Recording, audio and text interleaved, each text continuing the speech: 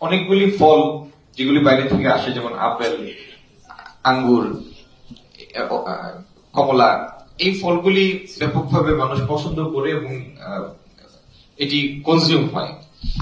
কিন্তু আরো অনেকগুলি ফল আছে যেটি বড় বড় দোকানে, যে আপনার এই যে কি নাম এগুলি, আগোরা, এগুলি গেলে দেখা যায় যে 1500-1800 এক এক কেজি।